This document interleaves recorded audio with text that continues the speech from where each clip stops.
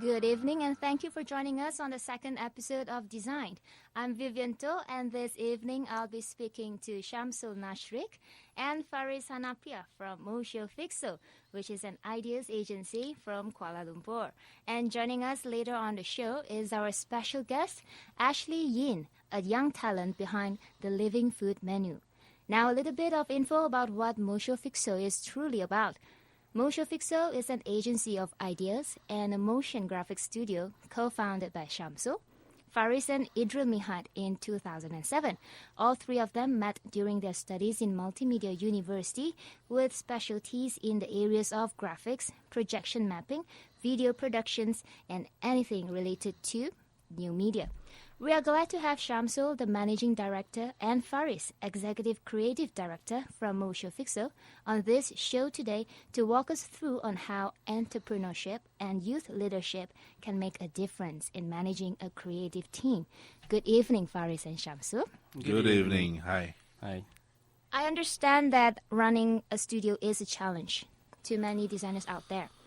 Why did you set up Motiofixo and how did you do it? Perhaps Shamsul can answer that?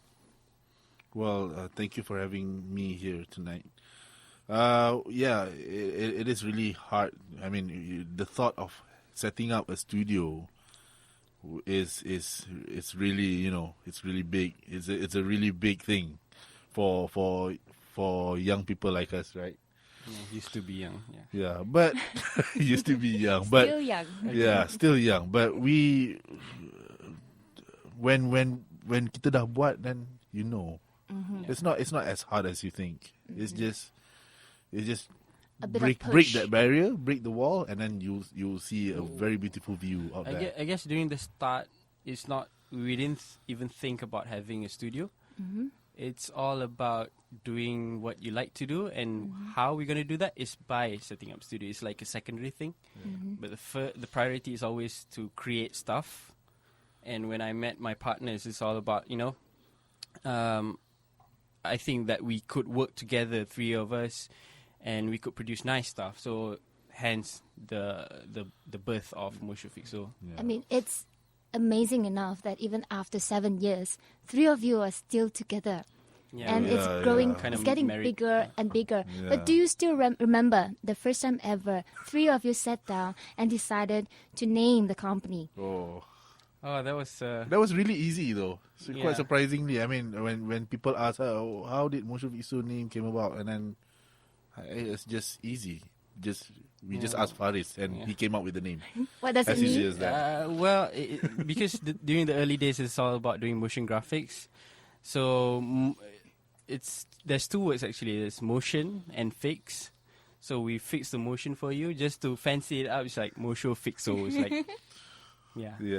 does sound- but to us the name initially the name was not that important at that time. Yeah. As long as we have a name, we just want to do stuff. Yeah. It does sound like Mojo Jojo to me. Yeah, It's oh, like yeah, it's yeah. got the attitude in there. But we had people- one client calling us the Mojos for for some odd reason. and but- we have funny stories that clients would always mispronounce our company, like Motiofixo or Motiofixo. But along the way, we took it as we take it as a good ice-breaking session, because when how to pronounce a name, and then this is how we pronounce. we had a list of mispronunciations by clients. We For used to have example,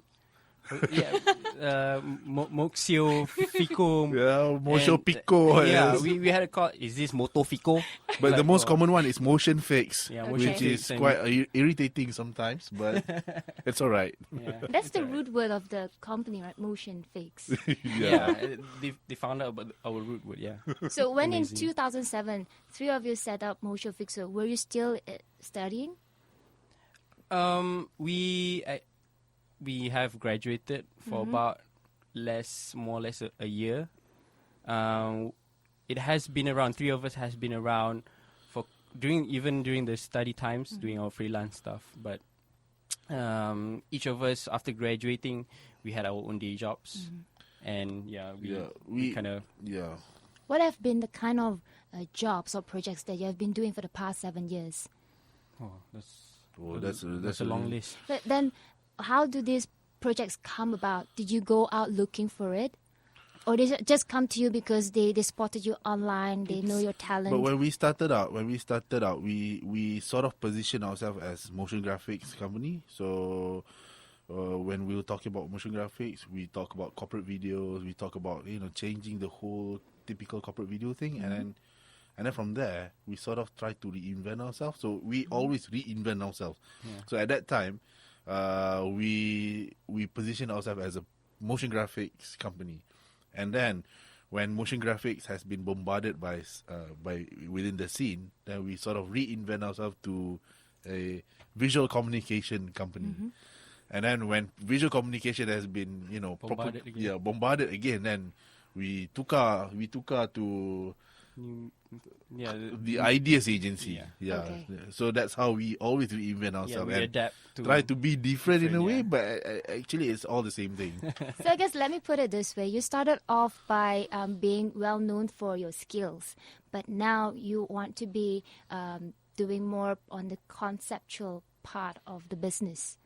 Is that right? Yeah, in Because a way. right yes, now you have been in the business for now. Back then was really just skills, and now you have to manage 21 staff. Yeah. When did that happen? That you tell yourself, look, we cannot be working on this by 3 of us now. We need to have more and more designers to do this for our clients. Yes, as the demand grows, you're basically working like 24/7, and you can't be doing that all the time. So having I would say colleagues and actually building up this family of Motiofixo really helped each other in in easing, and also in terms of idea contributions.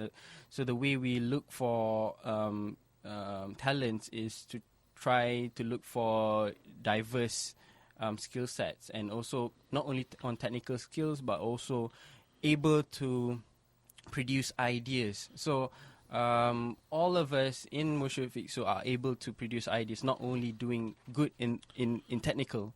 And we have always wanted to nurture new talent. So whenever we do our recruitment, the skills are just a few percentage of it. But the human side of it, the commitment, the dedication, that matters a lot to us. Well, that comes to the next question. How would you know that this person that you are hiring are the one that you are looking for? Do you go through a rigorous process of selecting the talent? For example, do you offer internship?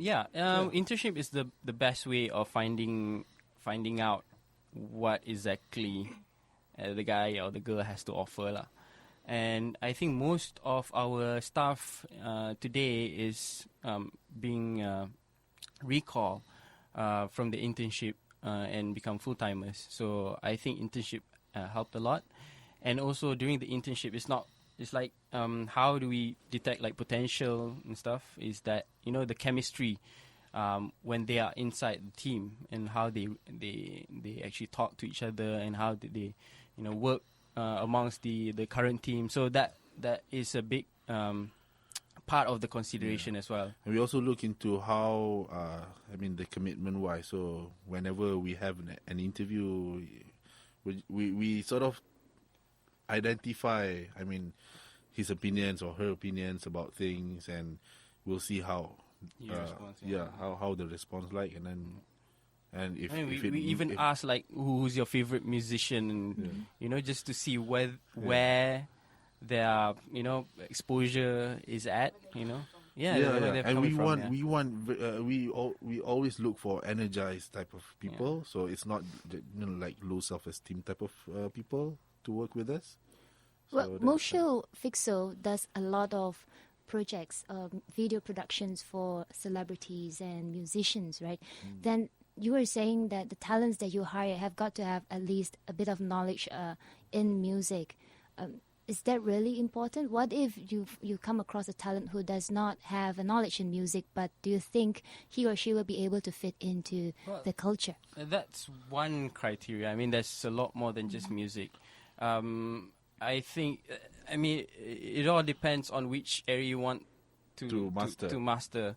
So it's just an extra features that we will probably want to see in our staff. Fariz, you are always seen doing things. Many things. Really? Yes, since I've known you. For like 5 years ago? Yes, Right, since I guess 5 years so, for yeah. the design community. So I've known you as a friend, and you were supportive when my magazine CUTOUT came to be. Okay, and I'm really happy that you're doing well with Motiofixo. But here's the thing. For so long, what do you feel is missing in the creative industry? What's missing? I think I wouldn't be so much negative on what's missing, but it's just about linking people, I guess. There's a lot of talented people out there, but they are not being linked to each other. I guess Malaysia is full of talented people, and there should be a platform like what this radio show is doing is actually try to promote design culture and try to find likewise people and gather them up. I mean that's the reason why we are all here, just to look at talents and try to gather them up. I think that is what we are trying to look at. What would be the outcome from this link? We have this platform. What do you wish to see happening after this connection is built? Collaboration, I guess. Yeah. Collaboration, and we can raise the bar. Trying to expose the Malaysian design scene in the global market. So that is very important. So then it will not only be not only revolve around the creative industry, but also you're saying that designers have to move forward and go beyond just knowing how to design, but to learn about network. Network and learn and about also engineering and science, chemistry. Yes. Exactly. I would say if you are a designer, you don't only read computer arts, I guess. You can read popular science, something that is out of the comfort. Because, if you go do things the way it should be traditionally, you become factory workers, you won't evolve. There's a lot of different industry, and we need to really, work together to produce hybrids, people that is. But as far as Motiofixo, so the way we treat our employees, the staffs, our designers especially, we help them. I mean, they have all the skills, the necessary skills to do any job that we give. But at the same time, it's our job to build their career path.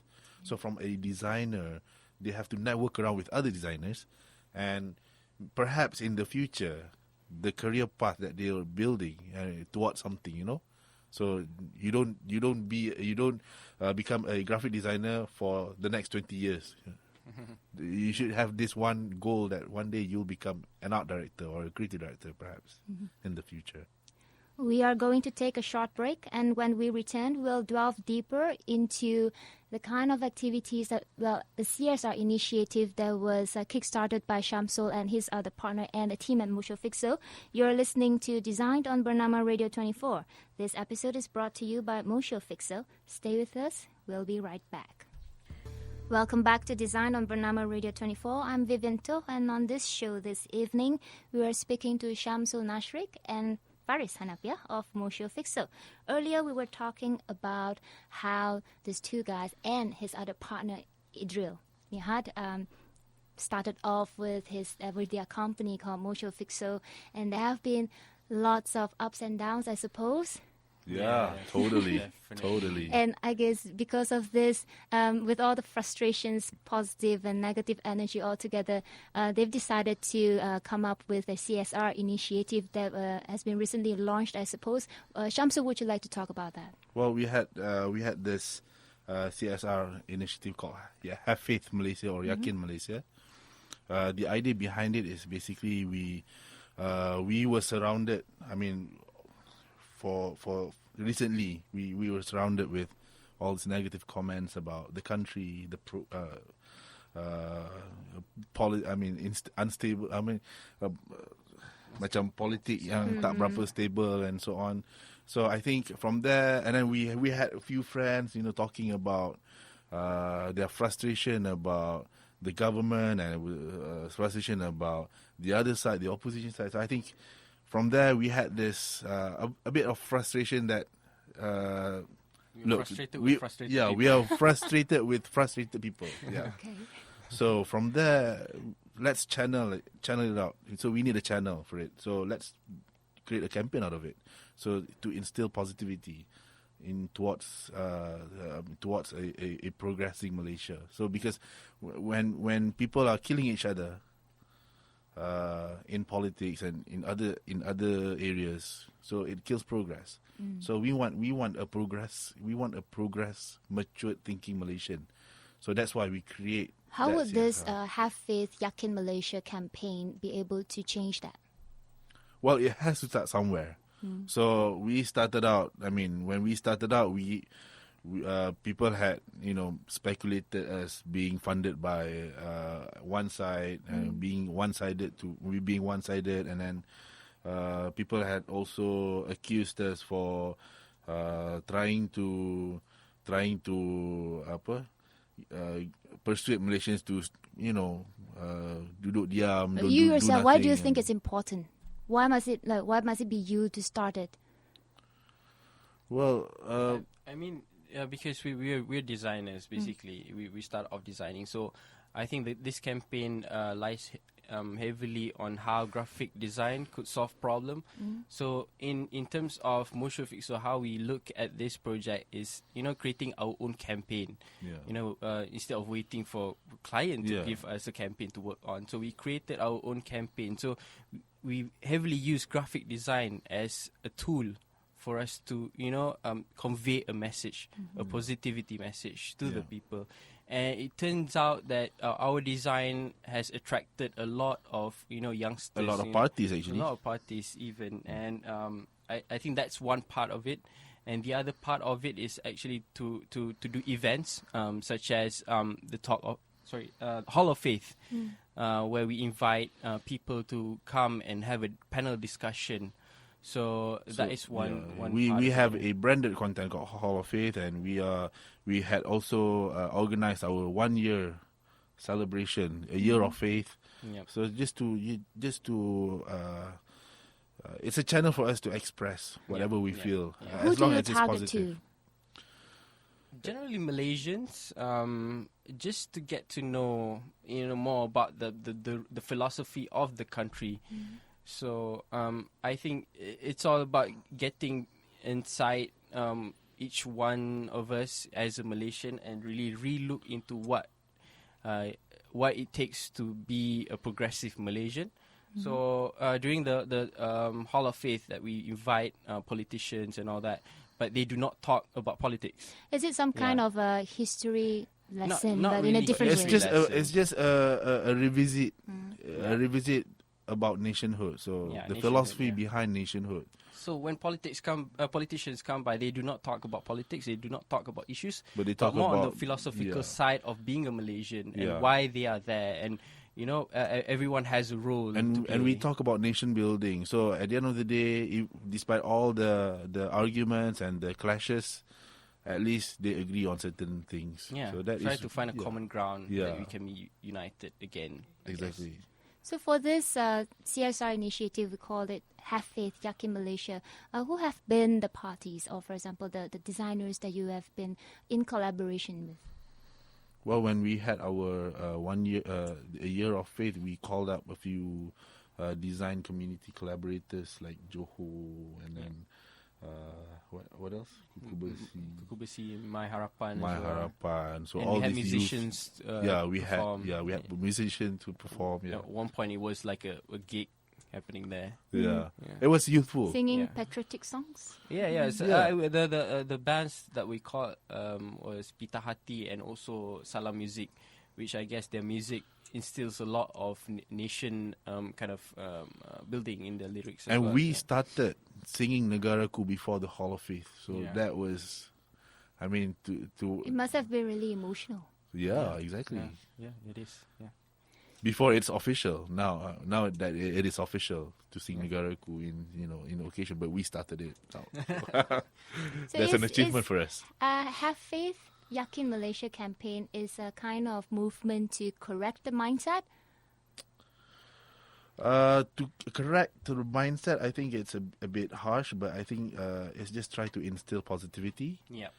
So there's no right or wrong, but at least the effort is there.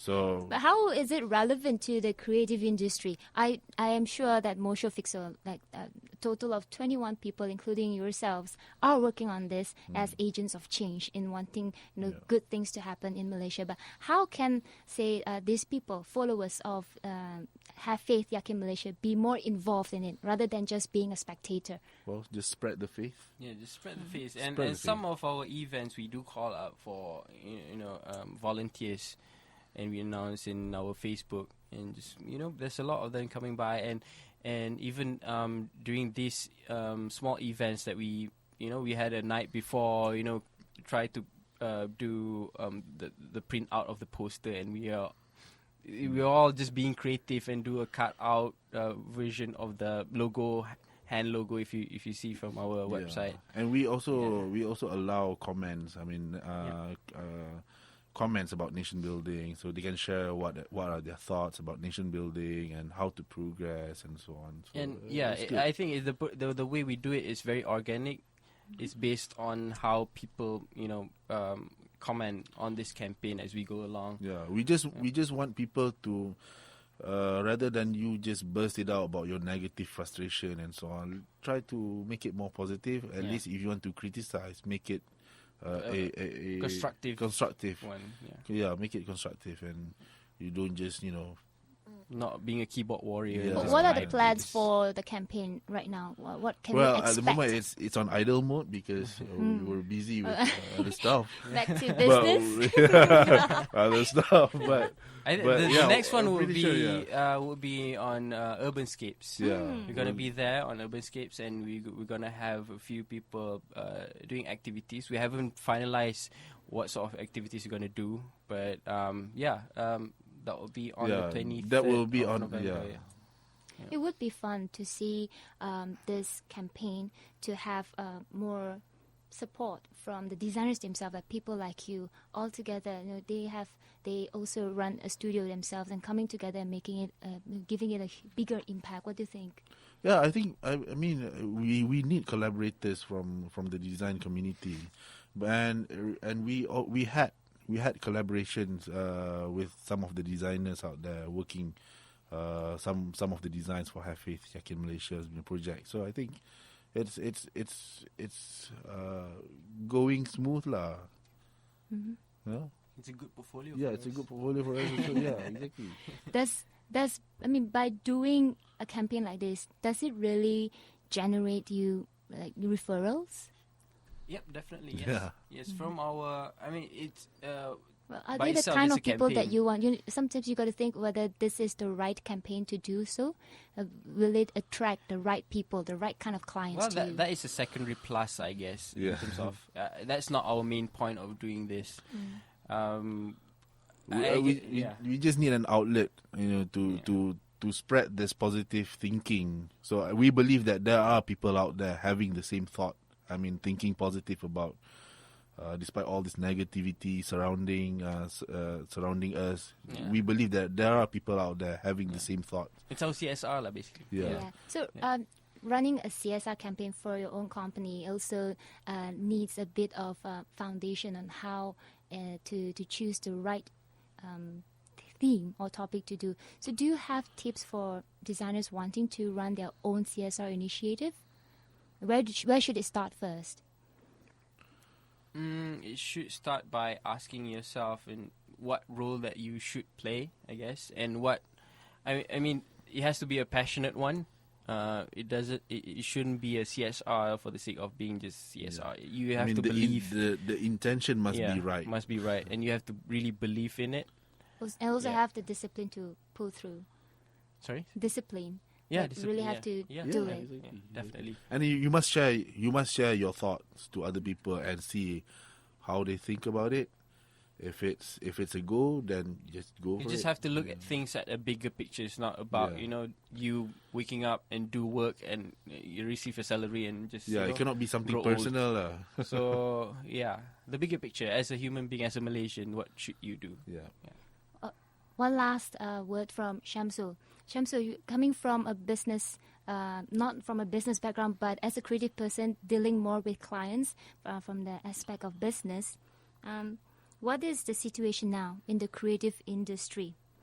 What do you see is happening? Like, if put on your business thinking cap, what do you see? I think in the field that we're working in, I think the clients are starting to understand the nature of our work, so they see the value in it. I mean, of course, we had some hiccups from the clients, but today most of our clients are understand, and they allow us that sort of creative freedom, so we can just present to them good ideas, and then they can just accept it as long as it meets their objective and so on. I think it's a good prospect for us as well. You just have to. It's about reputation building. So you have to. You're dealing with design, so you have to make yourself look good sometimes, even though it maybe not so during the early days, but you still have to do that. I mean, that... Suit up. Suit up. Take an effort just to, do not look like, those artsy kind of... Yeah. Those were the days, Fariz. Yes. So, suit up and comb your hair, although I do not necessarily comb my hair. But we had come to a stage where the clients know us for our signatures, and I think from that it's easier for us to just roll and present some good ideas in there. We just spoke to Shamsul Nashriq and Fariz Hanapiah, the Managing Director and Executive Producer, respectively, from Motiofixo, an ideas agency from Kuala Lumpur. If you're interested to find out more on Motiofixo, do check out their website at motiofixo.com. That is MOTIOFIXO.com. Thank you so much, Motiofixo, for being on the show. Thank you. And we wish you the best in your future endeavors. Thank you. We are not completely done yet. Coming up next is Ashley Yiin, our special guest this evening, where she will share with us her thoughts on designing life around food on Bernama Radio24. This is Designed. Welcome back to Designed. In the first half of the show, we had Motiofixo to share with us their thoughts on entrepreneurship and youth leadership. Also keen to explore this area at a young age is Living Foods chef Ashley Yiin, who takes care of the meals at the Living Food Bistro and Cafe. Good evening, Ashley. Good evening, Welcome to the Vivian. show. Now, Ashley enjoys creating recipes that support the health and soul of the human body. She spends time doing research and experimenting on living food. Having done both culinary arts and restaurant management in Taylor's University, her passion right now is cooking. But I heard from her just now, she said that she's more into managing the kitchen. A thing that she loves doing together with her mother, who is also a chef at Living Food Bistro and Cafe. I'm interested to find out from Ashley just exactly what she enjoys doing. Ashley, how are you? I'm doing fine, thank you. Great. Can you tell me, let's start this with the idea behind Living Food. What is it about? Living Food. Actually, Living Food started off from my dad's company, Living Well. And he started that actually way before Living Food. It all started off 10 years ago when my family started going healthy. I came back one day from boarding school and it was just everything was healthy cooking, organic, everything. And then from that we moved to KL because I started studying in Taylor's. And from that they launched Living Food halfway when I was doing my course in culinary arts in Taylor's. And then from then, that's how Living Food came about. Did you ask your parents that why did they suddenly have an interest in Living Food? Okay, when we became healthy 10 years ago, it was because my dad's were having health problems. And so we started living that well, having Living Food in our life, And 10 years after that, this is how Living Food came about. We decided we wanted to share with everybody, how you can eat healthy, what you can have. And you can't find it anywhere in Malaysia. So that's why we started off to share with everybody and make sure they're aware of what healthy food is all about. Well, let's talk about you. How did you get involved in this family business? You were juggling between studies and life, and you were at 3 different places at a time when your mom and dad told you one day that you got to be working at the restaurant. Yes, part of my life when I was halfway through university, one of my Canadian chef had to leave, and basically I had to have a crash course of what they learned from a year to 3 months in a week. So I learned basically all the basics, how to make everything within a week, how to manage the kitchen, do what she does, like basically her job. And then so from then on, I was either at the university, I was at a cafe, or at home. That was my life basically. So, How did it feel like? Do you still remember that feeling? Yes, it was very, very exciting, as I was just like halfway through my course and I had to start working, I had to do her job basically, and I was just so excited, I get to do something new, I get to be creative, I get to do things, that no one will be able to do at my age, So that was what I'm kind of happy for you because I'm also on this journey together with you, just in a different industry. Yeah. So now you seem to be really happy doing your work. You also get a chance to design the menu for the dishes that are to be served at Living Food. Yes. Can you tell us a bit about? Do you have specifics when it comes to designing the menu? Well, a lot of them are more based on preference, or like things I crave for that day, and I feel like I want to make a healthier version of it so I can have it for myself. So basically a lot of the dishes are actually accidental. They're not actually, I was trying to like be creative, and I try to experiment with things, and it turns out to be something and something great, and then I put it on the menu and people like it, and then it stays on the menu, or sometimes I have it on specials, things like that. Yeah. So if one day you crave for chocolate, so everything on the menu on that day will be chocolate. Yes, actually. Most of our things on the menus are seasonal, especially the specials. That's why it changes every month. A lot of the things I create are things I like crave or I'm interested in at that moment. So I guess it's also some kind of art. Yes. Do you agree? Yes, it is. So, do you imply that for Living Food, right? You mentioned earlier on that you use ingredients such as raw food. What is raw food? Okay, Living Food specialty is actually raw vegan, which food is cooked below 42 degrees Celsius, and it's cooked for like a long period of time. Like certain meals can cook for up to like a week, 3 days to a week, minimum 3 days. And so that's what we do. That's our specialty that people come to look for, because it's something new. No one's ever done before. No one has seen here in Malaysia before. So that it's actually part of the slow food movement, which is actually considered slow cooking. But instead of using a pot, it's actually using a dehydrator. That when these foods, when they are served on the table, how different is it from the kind of vegan food that are being savored by the Chinese people? When it comes to vegan food, the ones that served it in a Chinese manner is all made from flour. Yes. For us, especially because some of our main customers have intolerance or allergies, so they can't take flour, they can't take eggs, dairies, meat sometimes. So some of these dishes are actually made based on what they need and what they want to have, but they can't have outside like regular people. So we have like flourless cakes, flourless tempura. Sometimes I did a living tempura 2 months back. Things like that, it's different from a normal Chinese vegetarian restaurant. That's what they call it, or vegan. It's like, it's actually not healthy because they fry it sometimes. The ingredients they use, the way they cook the food, it's actually not healthy. So that's how it's different from the food I do. Sounds to me like that's a lot of experimentation, like it's trial and error, doing lots and lots of experiments. Yes, there's a lot of trial and errors, especially when it comes to raw vegan food. Sometimes it takes me up to like a few months just to come up with one dish. Okay. A few months, yes. So now that you have to go through trial and errors until you are satisfied with that one particular dish, can you tell me what tip can you give on the best way to ensure success at the end of the day?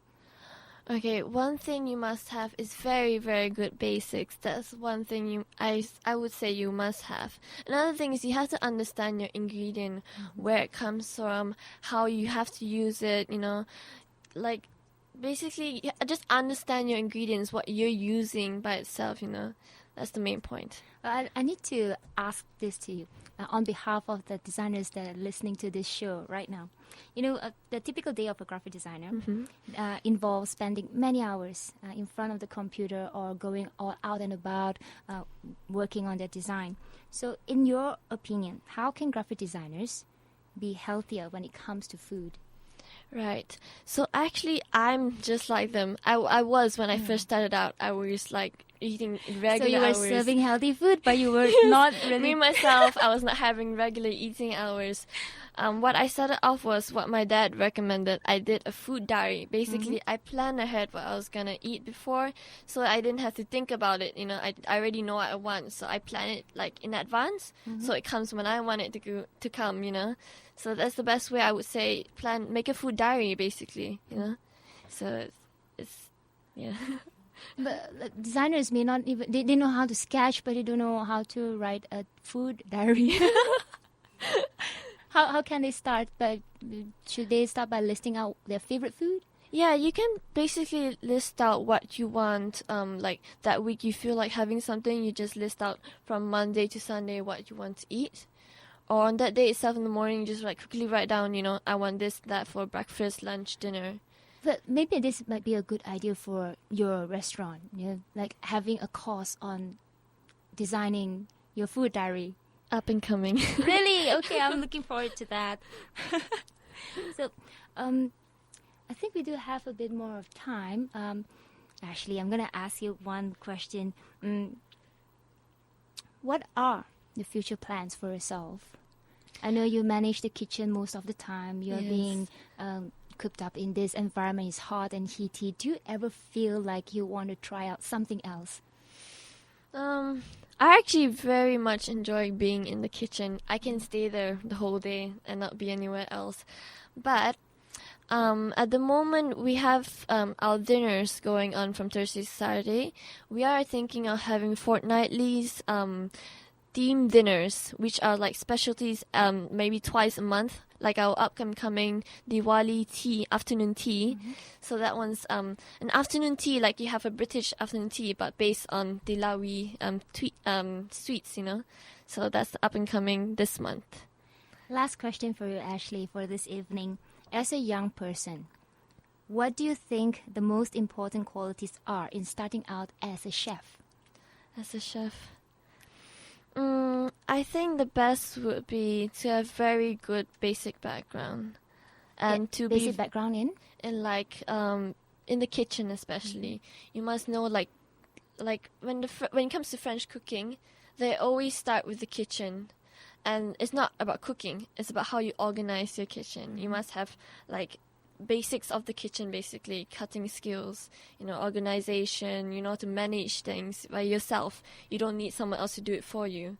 And also passion. You must really, really want to do it to be a chef. Because some people discover like halfway through the course they don't want to do it anymore. So you really have to think about it when you go into this course.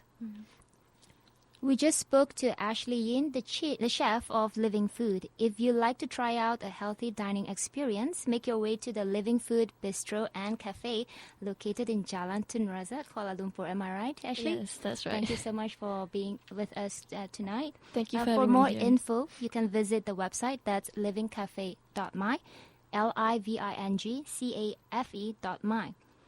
We have come to the end of Design for this evening.